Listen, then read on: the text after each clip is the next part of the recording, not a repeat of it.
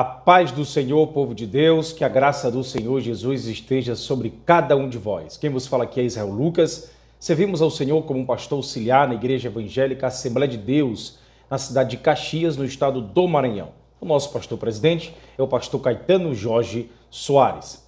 E, mais uma vez, estamos aqui para servir, subsidiar e comentar a lição de número 6 da Escola Bíblica Dominical, editada pela CPAD, revista de adultos, que tem como título e tema Os ataques contra a Igreja de Cristo, as sutilezas de Satanás nestes dias que antecedem a volta de Jesus Cristo. Louvado seja o Senhor. E a lição, ela será ministrada no próximo domingo em todas as Assembleias de Deus no Brasil, no dia 7 de agosto. O título da presente lição, da lição de número 6, é A Sutileza das Ideologias Contrárias à Família. Repetindo, a sutileza das ideologias contrárias à família.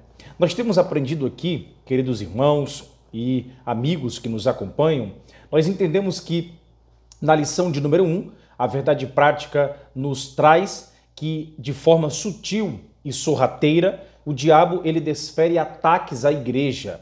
É preciso que cada crente saia ao combate com as armas espirituais dadas por Deus.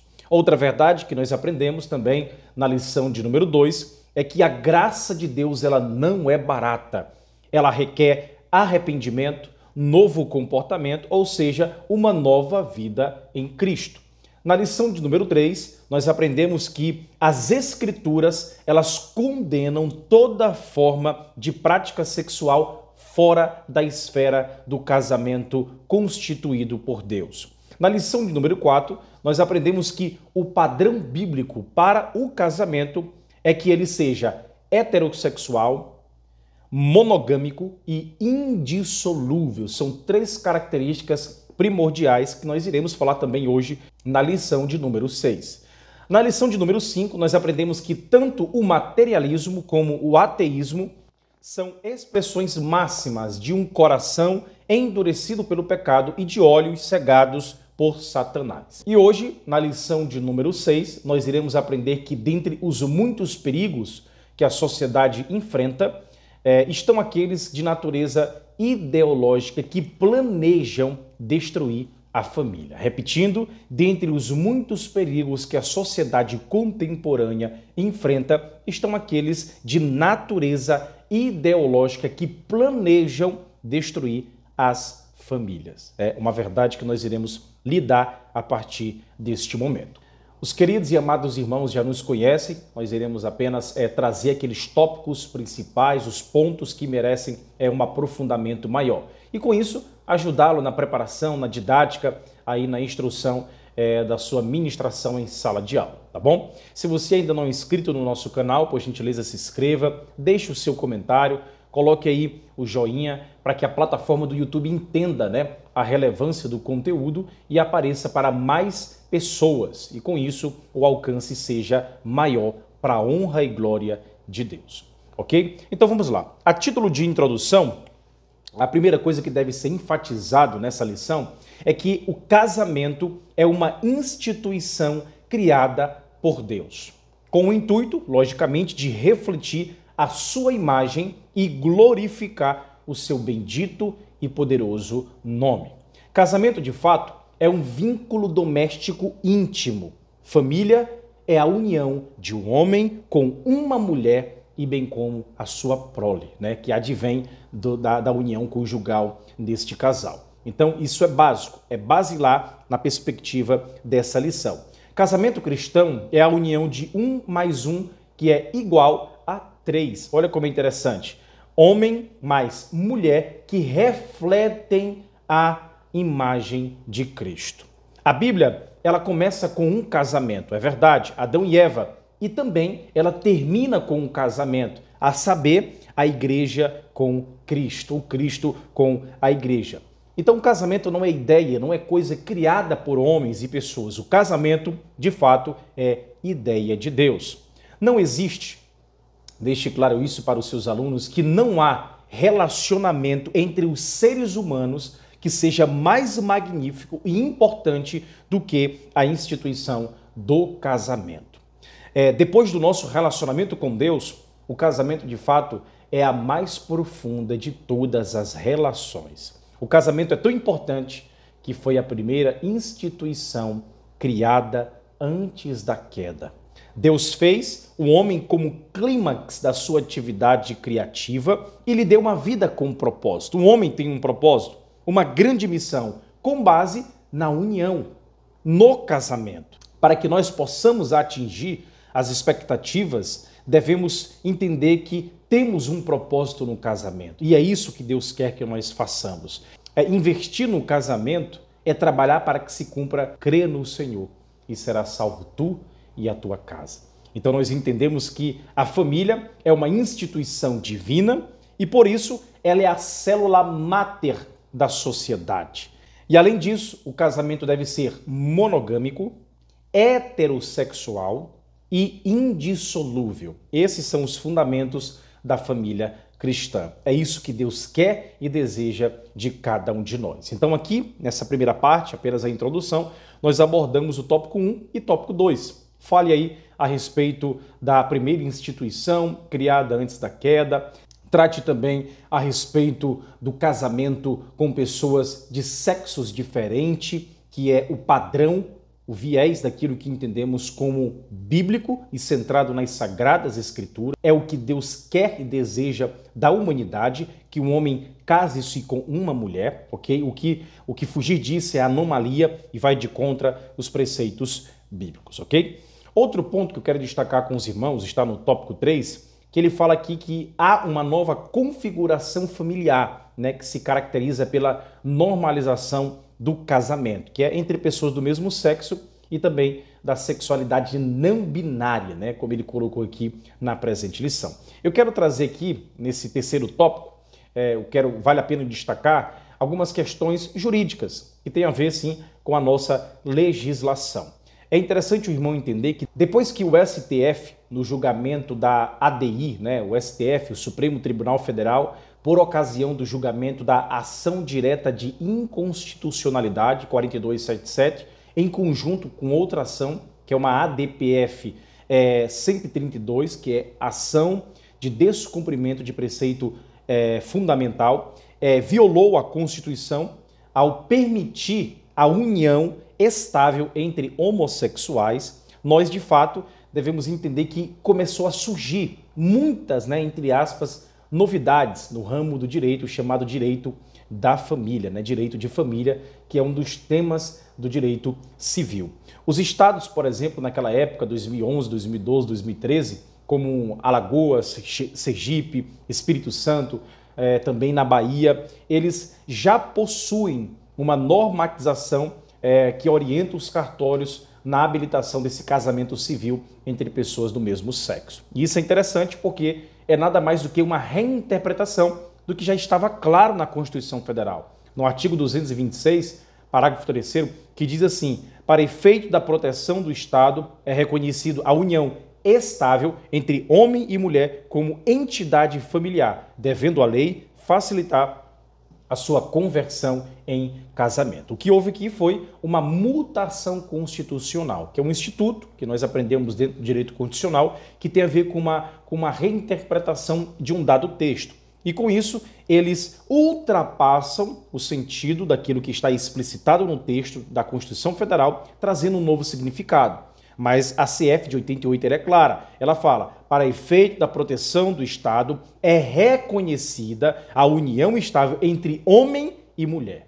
Observe aqui como o texto é claro. Então, com essas ações que foram levadas ao STF, que é o juízo, o foro competente para julgar esse tipo de ação, houve de fato essa reinterpretação. E com isso, apareceu dois institutos aí anômalos, diferentes daquele que era o original, reconhecendo a união estável de pessoas do mesmo sexo. E aí que começou muitas igrejas, muitos advogados cristãos, juristas, se levantarem contra a essa realidade que vai de contra ao próprio texto constitucional. Então isso aqui é indiscutível. O que devemos entender é quais são os requisitos para que seja reconhecida uma união estável? Primeiro, diversidade de sexo e monogamia. São basicamente os dois requisitos para que se haja o reconhecimento da união estável de acordo com a Constituição Federal.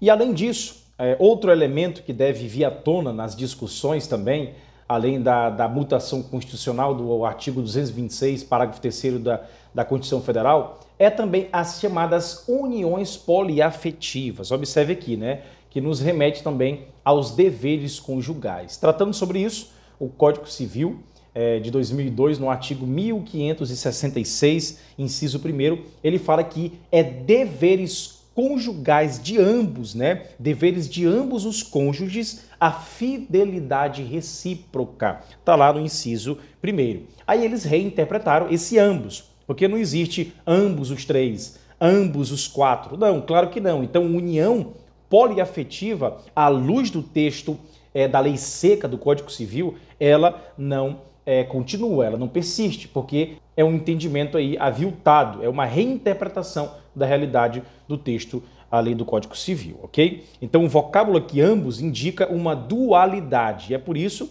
que o casamento só é possível entre duas pessoas. Então não tem como reinterpretar isso aqui. E como vimos, se a lei ela deve facilitar essa conversão da união estável em casamento, resta evidente que os requisitos deste também valem para a configuração daquela. Então, lembrando que vai resvalar a mutação constitucional do artigo 226, parágrafo 3º da Constituição Federal, vai, logicamente, ter ingerência nas demais legislações, né? Como a Carta Magna é o que rege tudo isso, e o que for de contra a essas reinterpretações devem ser reconfigurados. E isso vai atingir diretamente aquilo que nós pregamos, aquilo que nós ministramos. Isso é complicado porque dentro de uma sociedade, a maioria, ela basicamente é contemplada pelo Estado com as suas legislações específicas, dentro de um padrão moral, dentro do direito romano, dentro do direito germânico, dentro das fontes do direito que nós bebemos, e também com um padrão moral cristão judaico, né? Aquilo que bebemos ali do Oriente e resvalou aqui no Ocidente. Então devemos entender que, logicamente, há um padrão, há uma moralidade. Existe, de fato, um freio que deve ser dado pelo Estado para que essas configurações de união estável, poliafetivas, essas várias reconfigurações sejam reguladas pelo Estado, à luz da legislação. Agora, o que pesa é o princípio bíblico em detrimento do poder do Estado. Nós devemos, de fato, influenciar por meio das Sagradas Escrituras, por meio da pregação da Palavra de Deus, por meio daquilo que cremos, vivemos e praticamos. Não como uma moralidade cristã barata para uma melhor interação social, mas com um padrão bíblico, daquilo que Deus determinou desde o princípio.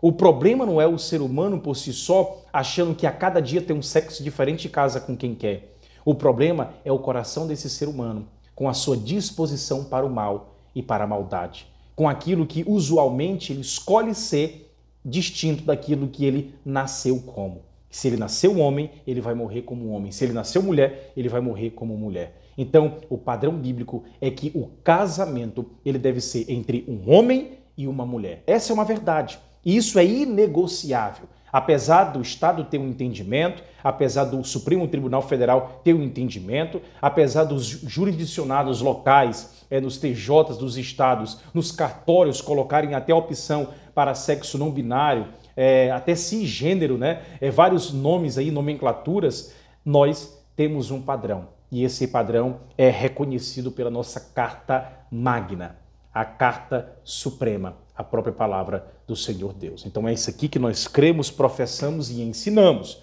ok? Ensinamos. É como diz Juízes 2:19, parte A. Falecendo o juiz, reincidiam e se corrompiam mais do que seus pais, né? Portanto, as normas jurídicas, elas servem para refrear as corrupções morais dos cidadãos. E, de fato, é preciso cumprir a legislação, mas de acordo com o que está no texto, a letra seca da lei. Artigo 226, parágrafo 3º, diz assim: para o efeito da proteção do Estado, é reconhecido a união estável entre homem e mulher, como entidade familiar, devendo ser facilitada a sua conversão em casamento. Artigo 1566 do Código Civil. Deveres de ambos os cônjuges, fidelidade recíproca, ok? E esse ambos aqui só pode ser duas pessoas, homem e mulher. Então, é isso que está na lei, ok? E é isso que nós entendemos como também a realidade daquilo que Deus quer para a humanidade. Por isso que o autor, pastor José Gonçalves, ele coloca a família, a instituição, né, criada por Deus, família, antes da queda, é a célula máter da sociedade. Né? Ela só crescerá, só desenvolverá, só terá o cumprimento daquilo que ele fala em Gênesis, né, sobre povoar a terra, se houver essa configuração dada pelo próprio Deus. Ok? Além disso, o último tópico fala que os pais e a igreja têm papéis importantes na manutenção dos valores da família. Então isso aqui é indiscutível. Nós, como igreja, como organismo vivo, como família daquilo que Deus fez por nós na cruz do Calvário, povos reunidos de todas as etnias, faixas etárias e tempos e épocas, nós somos uma grande família. E dentro dessa grande família tem famílias, pequenas famílias que são de fato configurações daquilo que é o ideal de Deus, homem, mulher e a sua prole, ok? Para se fazer parte da grande família, do organismo vivo de Deus, há um padrão estabelecido, ok? Há uma condição sem a qual nós não pertencemos a essa família. Então Deus instituiu o casamento, a união entre homem e mulher como o ideal bíblico, o padrão de Gênesis ali antes da queda. Okay? Então é assim que nós entendemos. E qual que é o papel da igreja?